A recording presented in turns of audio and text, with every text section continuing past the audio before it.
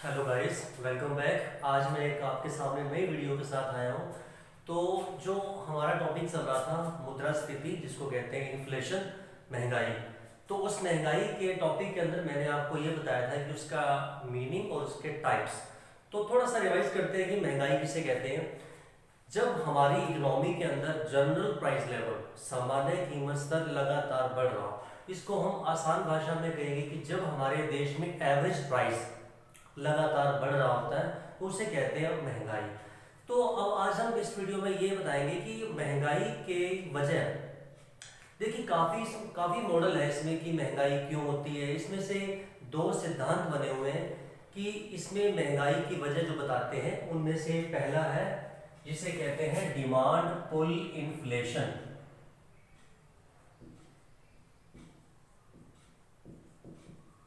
Demand pull inflation को हिंदी में कहते हैं मांग प्रेरित मुद्रास्फीति। तो बेसिकली इसमें क्या होता है कि डिमांड के बढ़ने से महंगाई होती है। जैसे एग्जांपल समझते हैं, like aggregate demand is equal to aggregate supply. तो जैसे हम ये मान लेते हैं कि 7,000 करोड़ रुपयों की सामान की डिमांड हो रही है। मतलब हमारी इकोनॉमी के अंदर विद इन 1 अकाउंटिंग ईयर में 7,000 करोड़ रुपीस की वैल्यूज की गुड्स की डिमांड हो रही है, और लेट 7,000 करोड़ रुपीस वैल्यूज का आउटपुट अवेलेबल है। तो मान लीजिए प्राइस लेवल 60 एग्जिस्ट करता है, average price level. Some time in the economy aggregate supply जो है उससे एग्रीगेट डिमांड ज्यादा हो जाती है। जैसे लेट 7,000 करोड़ रुपीस की वैल्यूज का आउटपुट अवेलेबल है, और जो इकोनॉमी के अंदर गुड्स की डिमांड है वो उससे ज्यादा है, लाइक 7,500। सो अब देखिए टोटल मार्केट में, टोटल इकोनॉमी में जो एग्रीगेट डिमांड, देखिए एग्रीगेट डिमांड टोटल डिमांड पूरे इंडिया की, all goods and services, and aggregate supply total output in the economy in 1 year. So अब देखिए एग्रीगेट डिमांड के एग्रीगेट सप्लाई से बढ़ जाने से जो प्राइस लेवल है वो पहले से बढ़ जाता है। तो अब आप देखिए कि इसमें महंगाई की मेन वजह क्या है कि प्रोडक्शन तो उतना बढ़ा है, डिमांड बढ़ गई, तो तभी इसको कहते हैं कि डिमांड पुल इन्फ्लेशन। तो अब इस टॉपिक को हम एक डायग्राम से क्लियर करते हैं कि डिमांड पुल इन्फ्लेशन को डायग्राम से कैसे क्लियर करते हैं। देखिए ये जो आज का कॉन्सेप्ट है मेरा ग्रेजुएशन लेवल तक का है, और इसी कॉन्सेप्ट को डिफरेंट डायग्राम से करते हैं मास्टर डिग्री में। सो आज के इस टॉपिक में आप ये सोचिए कि ग्रेजुएशन लेवल तक का डायग्राम करवा रहा हूं मैं आपको। तो देखिए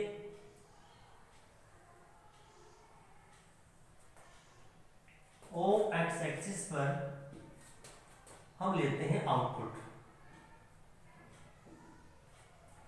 और ओ वाई एक्सिस पर हम लेते हैं प्राइसेस।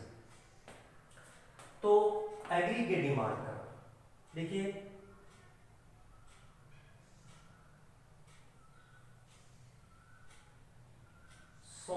Very sorry.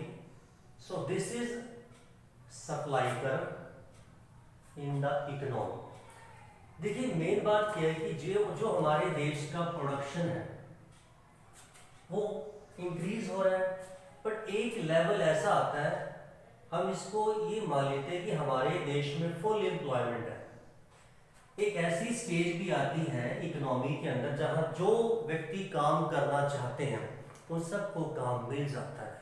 तो जब सारे ही व्यक्ति रोजगार पर लग गए तो उससे ज्यादा आउटपुट नहीं हो सकता। तो हम एक स्टेज लेट कर लेते हैं कि ओ से लेकर एम तक जो लेवल है ये है फुल एम्प्लॉयमेंट। तो इसे आप मेंशन कर सकते हैं फुल एम्प्लॉयमेंट लेवल। तो आप देखिए उत्पादन बढ़ रहा है, बट जब फुल एम्प्लॉयमेंट पूरा हो जाता है ना, तो प्रोडक्शन जो सप्लाई कर्व है वो परफेक्टली हो जाता है inelastic. So I mean to say that इससे ज्यादा हम आउटपुट नहीं कर सकते, बिकॉज हमारे पास एम्प्लॉयमेंट ही इतना है, फुल एम्प्लॉयमेंट। तो अब देखिए ये है इकोनॉमी का डिमांड कर्व, टीडी कर्व।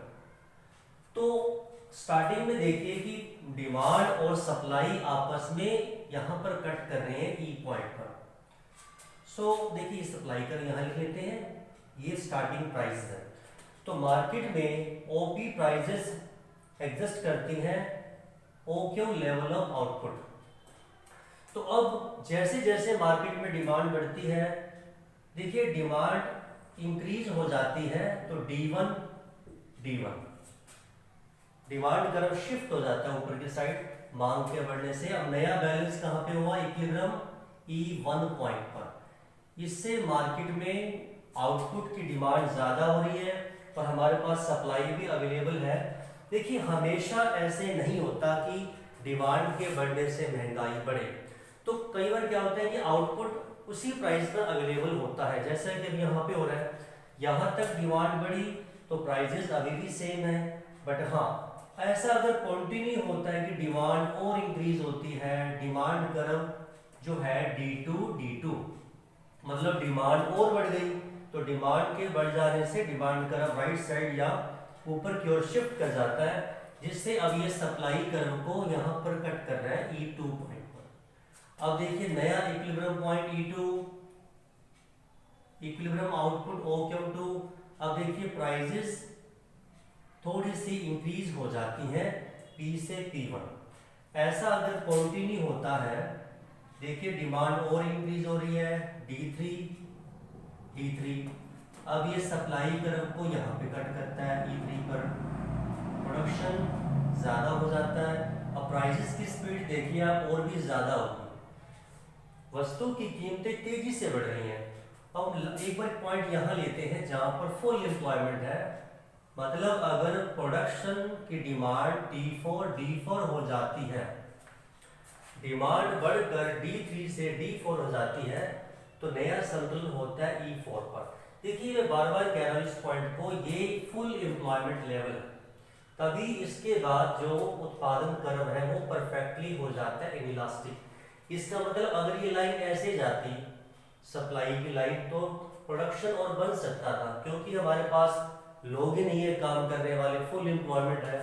तो इसके बाद ये जो उत्पादन सप्लाई की लाइन है ये पूर्णतः हो जाती है बेरोजगार। तो अब देखिए डिमांड और सप्लाई अब यहाँ पे कट कर रही है, उत्पादन भी थोड़ा सा बढ़ता है, बट कीमतें उससे कहीं ज्यादा अनुपात में बढ़ती हैं। अब यहां तक देखिए आप, जैसे जैसे डिमांड इंक्रीज हो रही है, डिमांड के इंक्रीज होने से प्रोडक्शन भी इंक्रीज हो रहा है और प्राइसेस भी बढ़ रही है। ये फुल एम्प्लॉयमेंट लेवल तक ऐसा चलता है। But after reaching full employment, if demand increase beyond the full employment, so let us see here, demand curve lift D5। अब देखिए डिमांड के इंक्रीज हो जाने से ये सप्लाई को E5 पॉइंट पर कट कर रहा है मार्केट इक्विलिब्रियम। सो अब देखिए जो प्राइसेस हैं इकोनॉमी के अंदर वो पहले से भी ज्यादा हो गई P4। The main thing is that after reaching full employment, if demand increase, only increase in prices, not in the output, because we have already reached full employment. So how can we increase the output, because we have already attained full employment.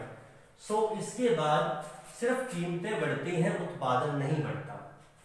तो demand pull inflation को आप इस तरह से समझ सकते हैं कि देखिए शुरुआत में जैसे जैसे डिमांड बढ़ती है, प्राइसेस देखिए डिमांड सप्लाई को यहाँ पे कट करता है तो भी प्राइस है, डिमांड के बढ़ जाने पर भी प्राइस सेम है। तो हमेशा ऐसा नहीं होता कि डिमांड ज्यादा हो जाती है तो महंगाई होती है, क्योंकि हमारे पास क्षमता है, हम आउटपुट बना के दे देते हैं। तो इस लेवल के बाद देखो एक पॉइंट तो यहाँ से डिमांड के इंक्रीज हो जाने से प्राइसेस सेम है, बट ये अगर कंटिन्यू रहता है, डिमांड के इंक्रीज हो जाने पर और डिमांड का ऊपर जा रहा है तो प्राइसेस थोड़ी सी बढ़ रही हैं, और ये ऐसा उसकी थोड़ी सी देर बाद डिमांड अगर और बढ़ती है तो प्राइसेस ज्यादा अनुपात में बढ़ती है, और अगर पूर्ण रोजगार के बाद मांग और बढ़ जाती है तो इससे ज्यादा। देखिए यहाँ तक जैसे जैसे डिमांड बढ़ रही है हमारा उत्पादन भी बढ़ रहा है, क्योंकि हमारे पास लोग हैं काम करने के लिए। इसको हमने क्या माना है, फुल एम्प्लॉयमेंट। इसके बाद अगर वस्तुओं की डिमांड पूरे देश की डिमांड होती है, ये डिमांड और बढ़ जाती है तो उत्पादन देखिए नहीं बढ़ा सकते क्योंकि फुल एम्प्लॉयमेंट है। उसका रिजल्ट केवल ये होता है कि इससे इकोनॉमी के अंदर महंगाई होती है, तो ये ज़्यादा डेंजरस होती है फुल एम्प्लॉयमेंट के बाद वाली महंगाई। So thank you so much आज के इस वीडियो को देखने के लिए। ओके।